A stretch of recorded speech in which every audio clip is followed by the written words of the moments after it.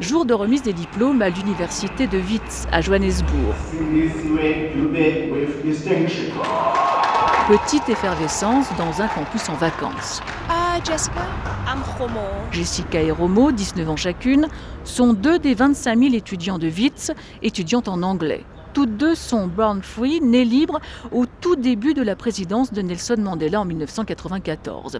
Elles ont hâte de voter pour la première fois à l'élection présidentielle de l'an prochain, mais sûrement pas pour l'ANC. Jessica.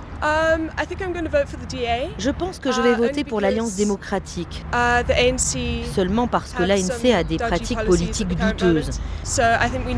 Et puis je pense qu'on a besoin de changer. En 1994, on a eu un changement et ça a été pour du mieux.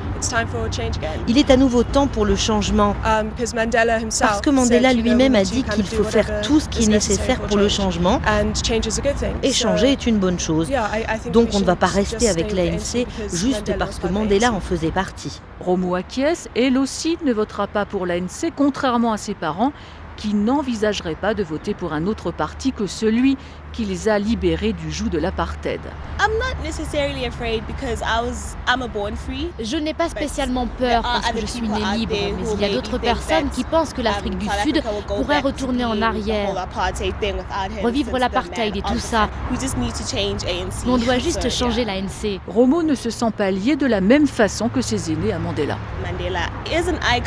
Mandela est une icône, mais personnellement, je pense qu'on lui a donné trop de reconnaissance. Je veux dire qu'il y avait d'autres personnes aussi dans la souffrance, ceux qui ont fait l'Afrique du Sud d'aujourd'hui. Donc oui, il est une icône, mais d'autres auraient dû être aussi reconnus, pas forcément en tant que lui, mais qu'il soit reconnu est aussi important. Pour Karl, 20 ans, étudiant en philosophie, il est même urgent de rompre avec les méthodes de l'ANC au pouvoir depuis presque 20 ans. Il y a plein de petites choses, comme la corruption et des politiques stupides. Plein de choses que je n'aime pas, qu'ils ne devraient pas faire. Comme par exemple des millions de rands qu'ils ont dépensés dans des projets qui s'avèrent être des fiascos. Ils auraient dû être dépensés dans l'éducation, ce genre de choses, des manuels d'école. Ça devrait être la chose la plus importante, plutôt que de nous taxer. C'est difficile de dire ce dont nous avons besoin. Mais je peux définitivement dire que nous n'avons pas besoin de trouver un leader. Ils seront 6 millions de born free à pouvoir voter pour la première fois en 2014.